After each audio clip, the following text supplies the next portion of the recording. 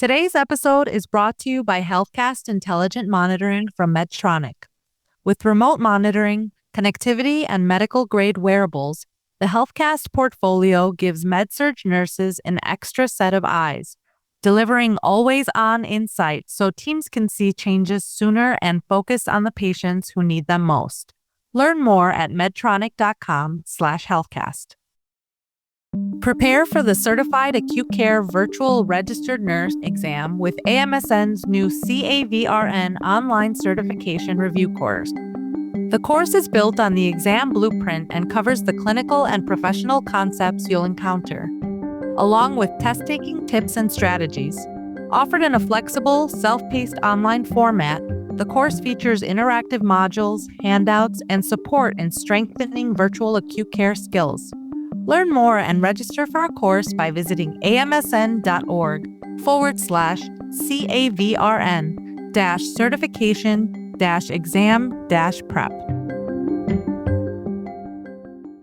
On this episode of Med-Surg Moments, we had our community day at my church, and what a community day is we had over 200 poster abstracts submitted for convention. I have a little baby granddaughter, and she's 2 weeks old. We just finished spring break, and per the usual, we all got sick. I did have my identity stolen, and I don't recommend it. Baby's growing well. I have very limited updates on that front. Our topic today is Med-Surg nursing lessons from unexpected places. Learning is happening all around us. I think for me, lessons not to be judgmental. Painful moments are some of the most memorable ways to learn. Also, being someone who orients new hires, I've had so many great learning experiences. These lessons are so important, and I'm holding on to them so grateful. Different indications that I might not be familiar with that I didn't learn in nursing school. I can just think of one as a new nurse. Has anyone learned any lessons from their student nurses? Learning is just all around us, and take advantage of those learning moments.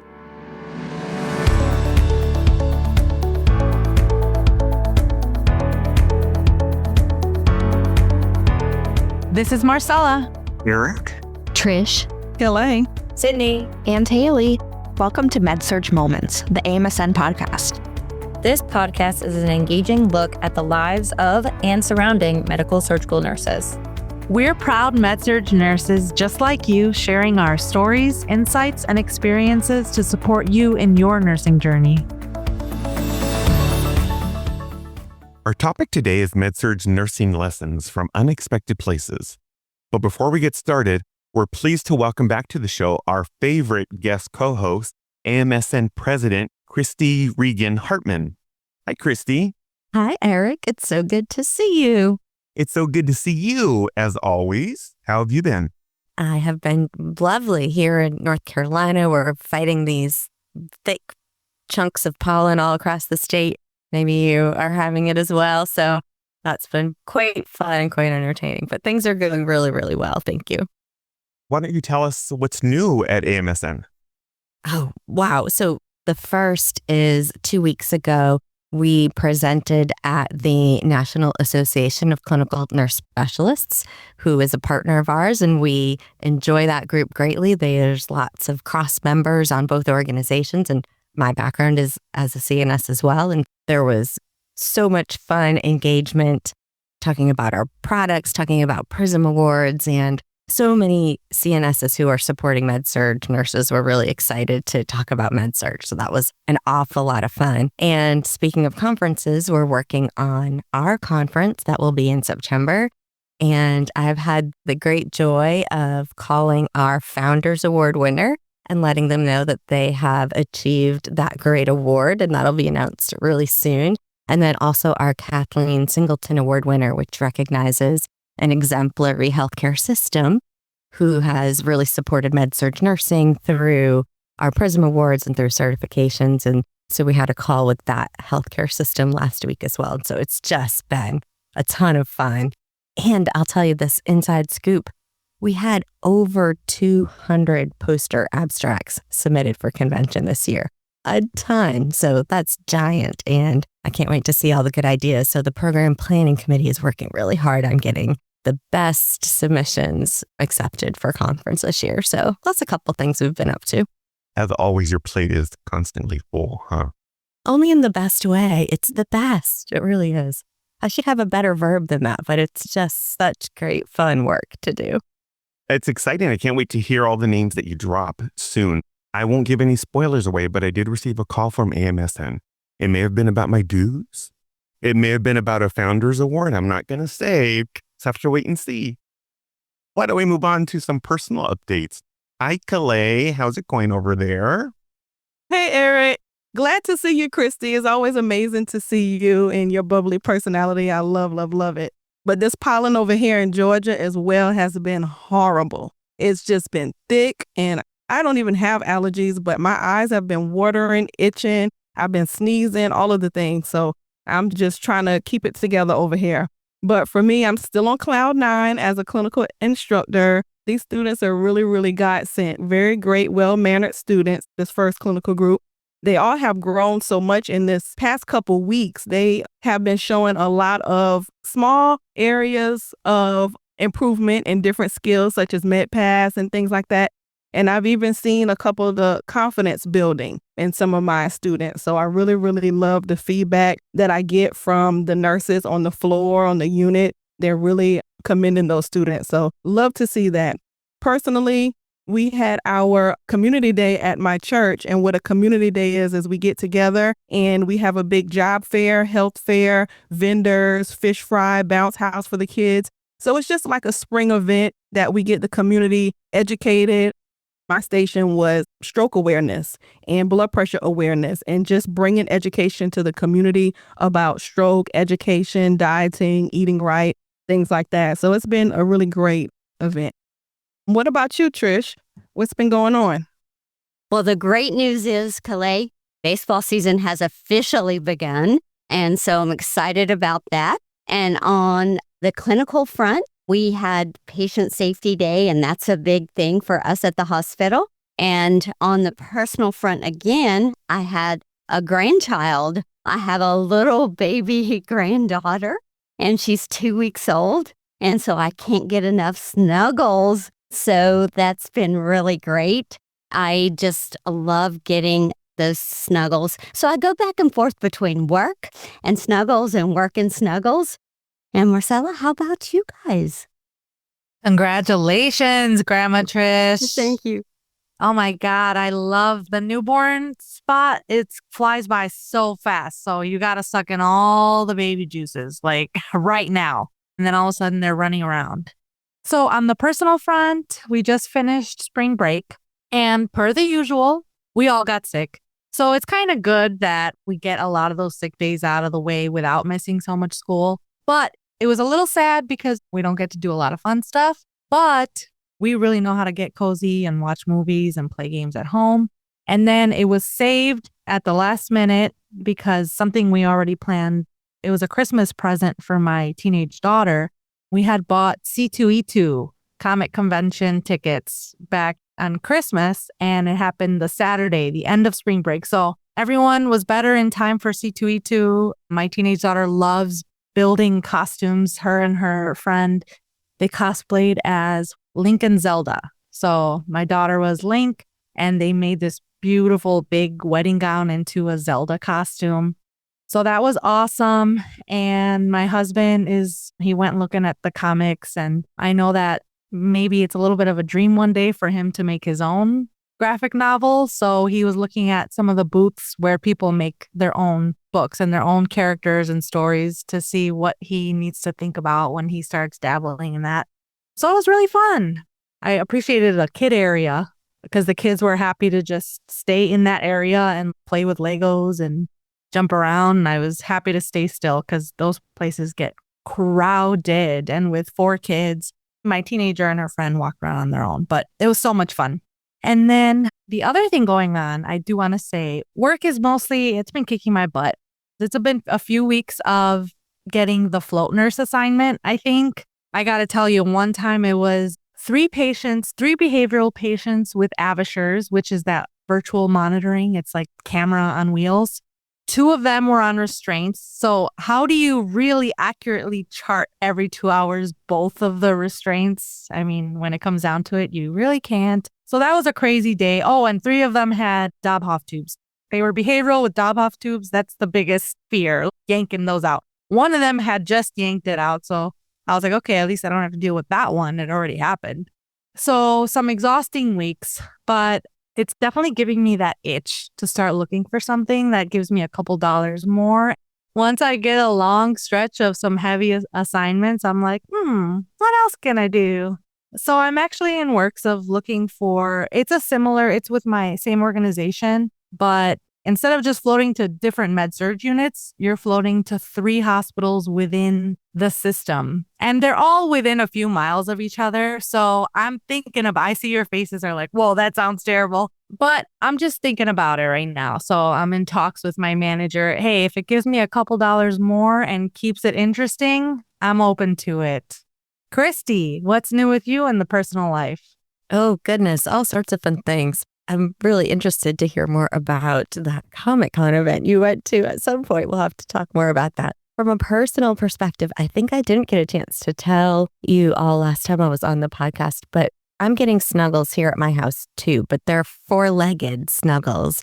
We adopted a little ragamuffin pup named Wilbur last fall. And so I actually, over the weekend, took him to the beach for the very first time. And he loved it. He had such a good time. I was like, I'll have to add a picture to my next president's message so people can see him. He's just this white, floofy, black polka dot little terrier mix of some sort. And he's made us laugh every single day since we rescued him. So that's been all the fun and all of the pictures.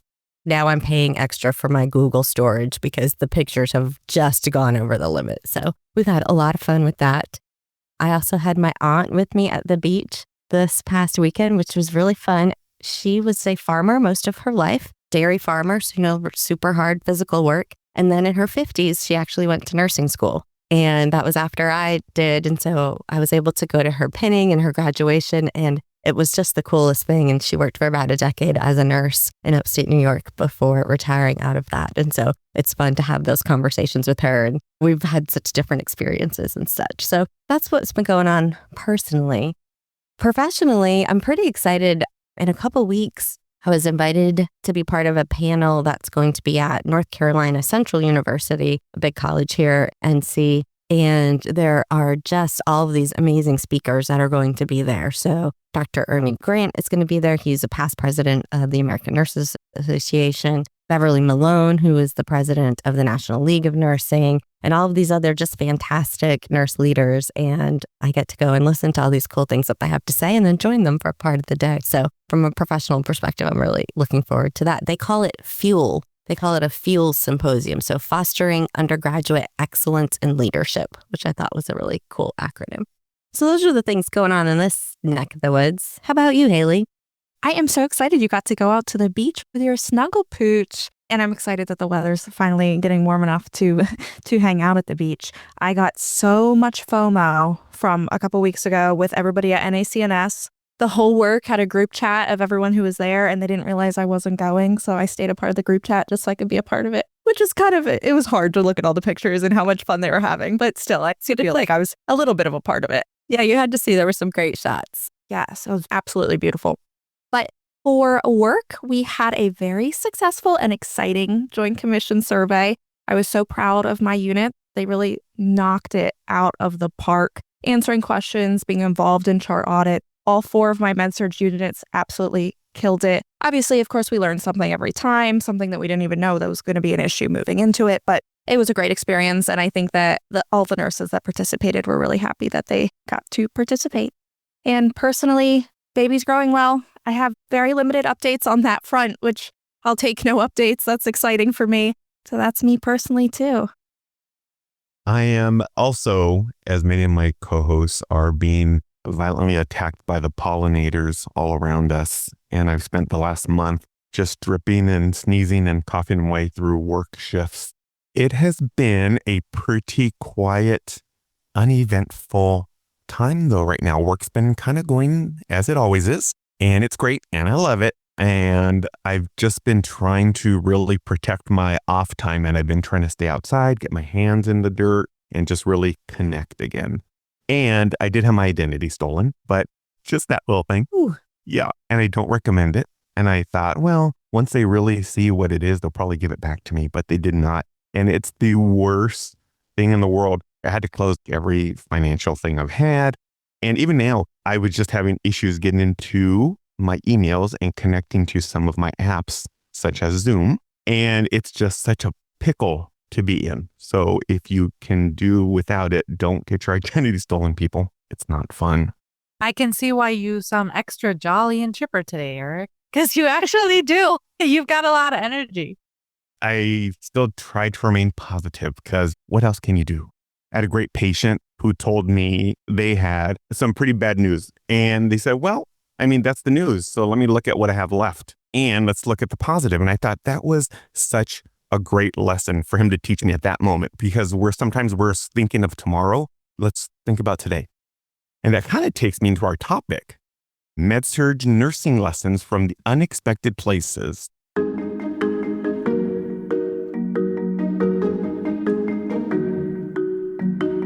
When we think about learning in nursing, we often think about orientation, CE courses, or formal training.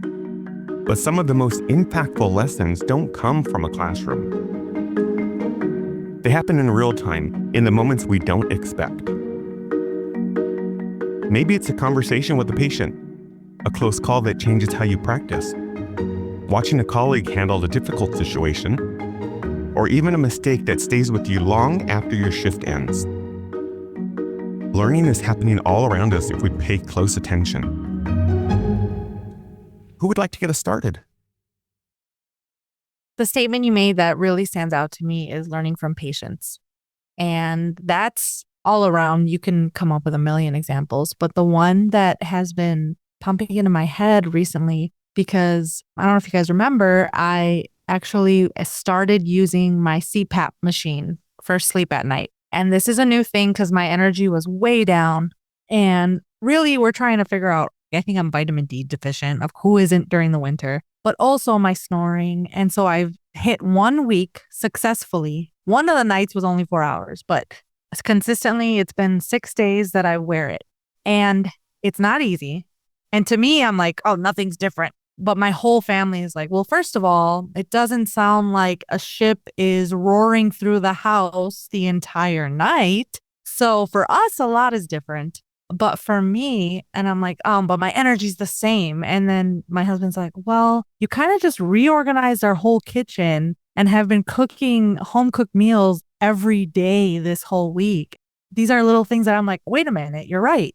But every time I'm putting it on at night and I'm feeling a little bit bad for myself, because all my patients in respiratory failure that I just flash back to so many hard night shifts with people that are, this is life or death for them. And I'm trying to get them to wear it. And those moments with them where I'm like, I don't even know what to tell them to try to help them keep it on, because this could be the last time.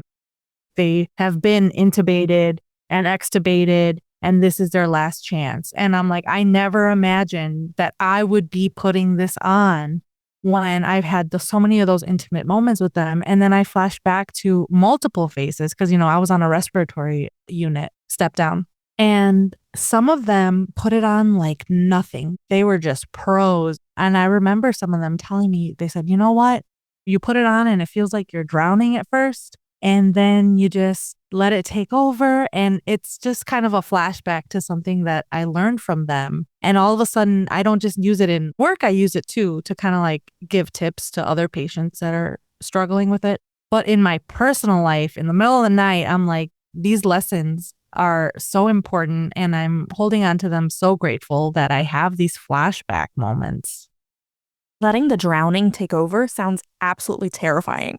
You know what? I haven't fully figured out how to describe it and how to help other people with it, but it's more like gust of wind that takes your breath away. Yeah. So you don't die when that happens at the park, and you just kind of like take that breath and then you think about something else, and then those breaths take over, and then you don't even realize it. It's the next morning. So It's not that easy, I'm sure, for some people. And if I wake up in the middle of the night because my kid is waking me up, then I have to start over again. That's not fun. But learning from my patients, it's little things that you just flash back to those intimate moments. But yes, I agree. It's not the best way to describe it, but it is how it feels. I understand why sometimes they don't want to do it. Yeah. I think for me, lessons not to be judgmental. I remember feeling, because I was over a COVID unit, and initially the lessons were, why aren't these patients doing this? Why aren't they taking the vaccine? Why aren't families doing this? Why aren't they reacting a certain way? And I was talking to somebody the other day saying, oh my gosh, I've learned so much from patients. Looking back now, it's not me to judge. It's not me that should feel a certain way, or I can't live feeling a certain way, especially when the different seasons of COVID came through. It's certainly not me that can live that life or feel a certain way. And then I remember feeling now and living now, relating it to different seasons of my nursing career. I certainly can't live or feel a certain way for a patient. I'm not living that life for a patient in any way. So it's enabled and helped me to be able to relate to patients in different ways. And I'm so grateful for that. What I think is really cool about this topic is a lot of us sometimes we're learning and we're not even realizing it. You know what I mean? You learn all these things, or a lot of people are like, learning comes from a book or learning comes from a seminar. But if you really think about it, I mean, there's things that you learn and you just do without even knowing it. I think my most poignant times are always with my patients. And it's hard because if you're my patient, we're going to have fun. We're going to have really, really lots of fun, regardless of what you're there for. And everyone's always like, oh yeah, yada, yada. Let's do this, let's do that. And then they want to hang out after work. I don't know if anyone's ever experienced that, but I'm like, that's that boundary. That's what I've learned, how to pull it back and to make sure it always stays professional. Also, being someone who orients new hires, I've had so many great learning experiences, things I brought up. I'm not sure how it is with other facilities, but at our old facility, pharmacy, if they gave out medication and it was multiple doses, this was for C. diff, so it was oral Vanco, and they dose them in little syringes and they put them in a baggie. And I believe they put a couple of hours worth in there. So it was like 5 doses, right, of little oral syringes in a baggie, but the scanner was on the outside of the baggie.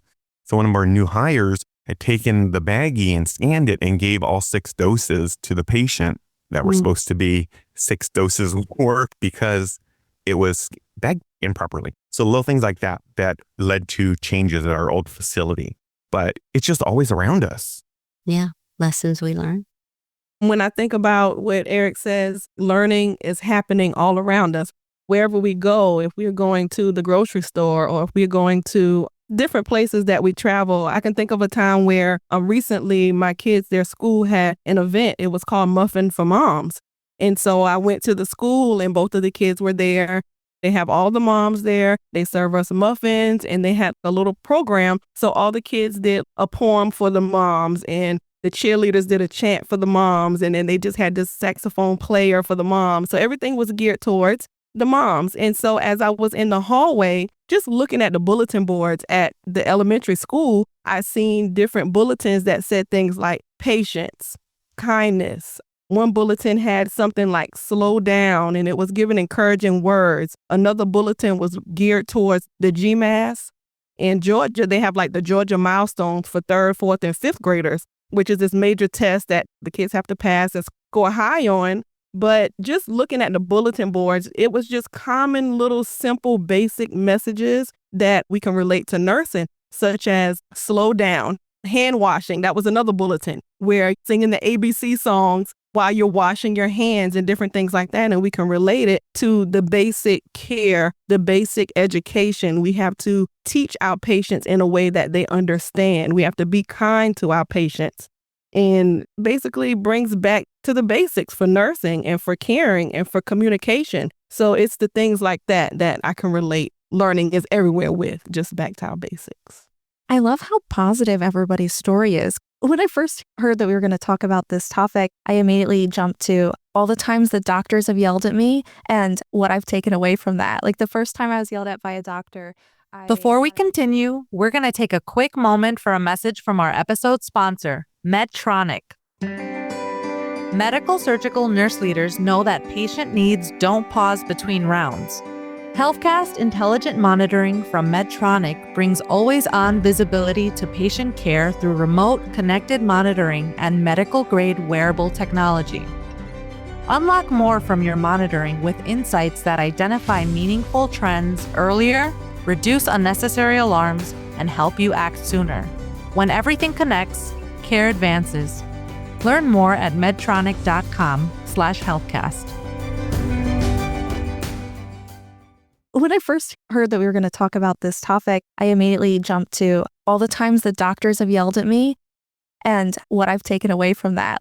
The first time I was yelled at by a doctor, I had a patient ordered a migraine cocktail, and the patient was like, "Oh, I'm getting Benadryl? I take Benadryl at home all the time, but only when I'm having allergies or if I have a stuffy nose." And I'm like, "Oh, well, if you're not itchy, if you don't want it, I don't have to give it to you. That's completely fine." And I'm like, well, I probably should have looked it up in advance. And I got reamed out by the neurologist. And of course, now I completely understand migraine cocktails. And it was a good lesson for me to make sure I'm checking the formulary for different indications that I might not be familiar with that I didn't learn in nursing school. But I'm glad that you guys were a lot more positive than I was thinking about this topic. There's something to be said there about the need for good interdisciplinary rounds, and you had the conversation on why the patient was getting that med ordered and so forth. But that's probably a story for another episode. Painful moments are some of the most memorable ways to learn. I can just think of one as a new nurse.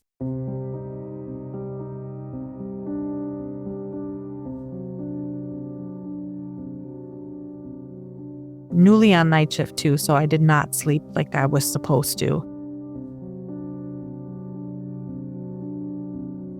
It was this poor guy, and his work of breathing was terrible, but it was always like that.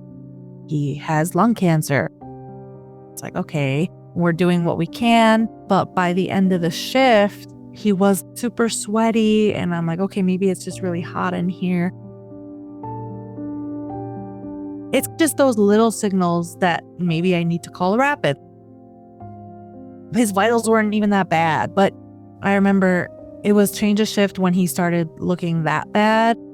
And then your mind is still like, oh, well, the shift's about to end. It's not that bad. And then you kind of tell the doctor, and even the doctor, the covering is like trying to get out of there. And I'm a new nurse, so I'm like, I'm not going to push. The next nurse that I handed him off to, she ended up calling a rapid almost immediately. I'm a new nurse. I went home crying because I'm like, wait, it's my fault that this man suffered half the night. I could have done something better about it. I'll never forget him.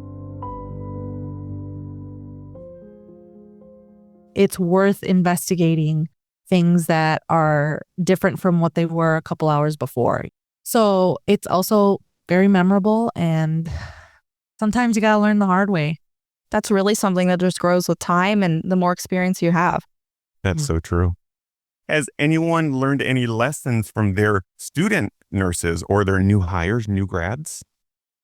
When I worked at one of the hospitals here, I was in charge of our new grad nurse program, that onboarding. So we called it a fellowship at the time. It's called a residency in a lot of places.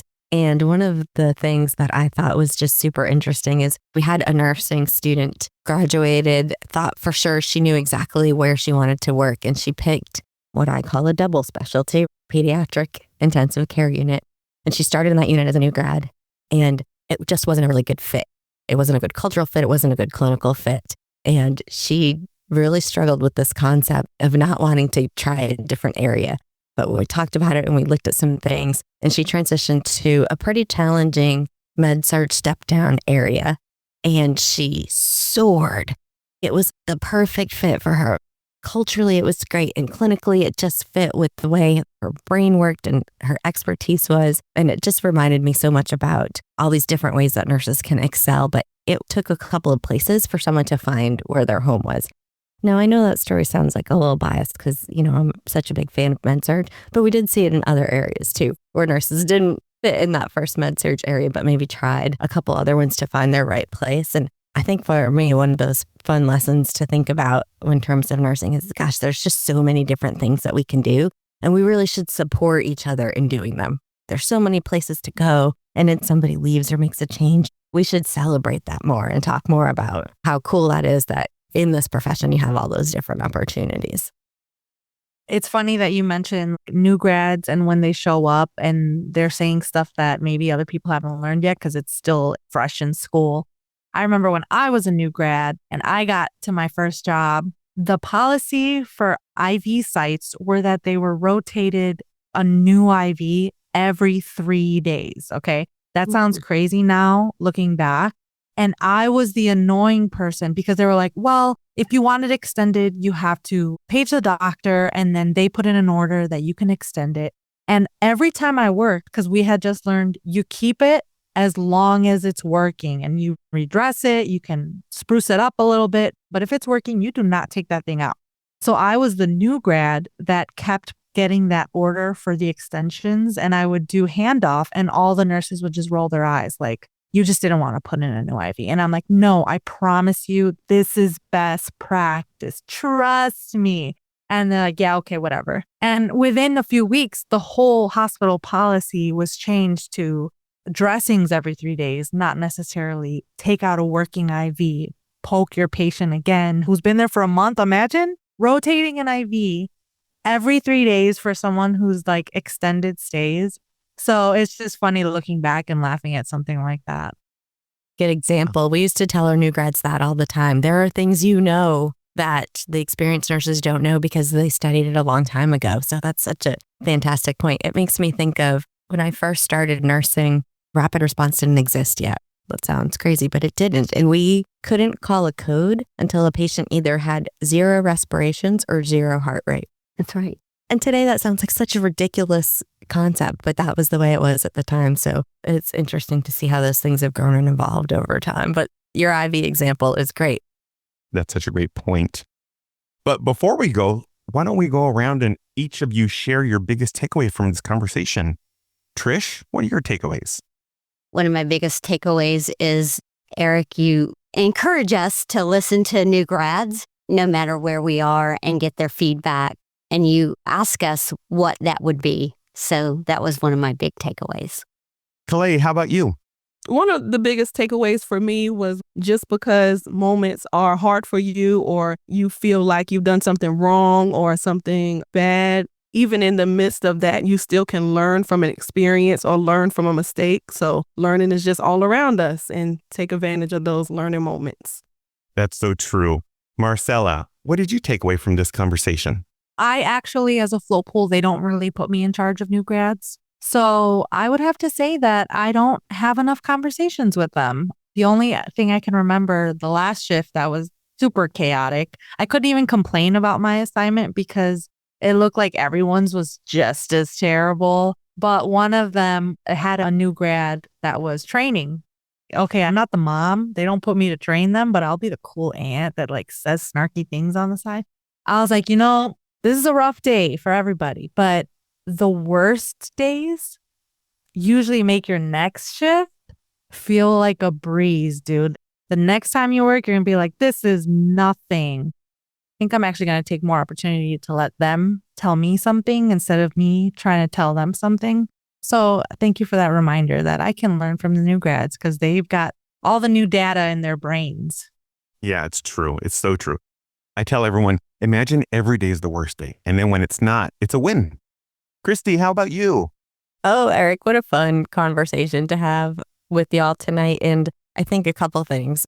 My biggest takeaway, the first is we talk a lot about nursing is what you do, but also becomes who you are. And the stories of those folks around you just stick with you. And there's patients I took care of a long time ago that are in my mind right this moment as we're talking about lessons learned, about meeting people where they are and communicating and just understanding that every human is a little bit different, a little bit unique, and how we make it better for them is just the most important thing. I think that's one of the biggest ones that I had with this conversation tonight. And then the second is I just love hanging out with y'all. I know that's off topic, but it's so fun to be here. And I just appreciate getting that chance to do that tonight. So thank you.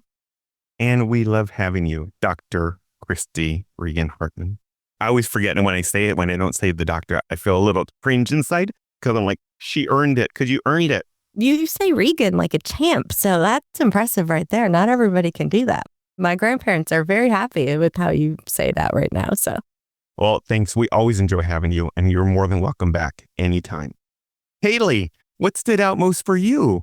I think that everybody's stories today were just very inspiring, specifically so that I start focusing on what I'm learning day to day and take those takeaways, write them down so that I have stories that are ready for when I'm teaching people, because I think it's going to stick in their memories a little bit better, because I think that all the stories that you guys told today are definitely going to stick in my memory.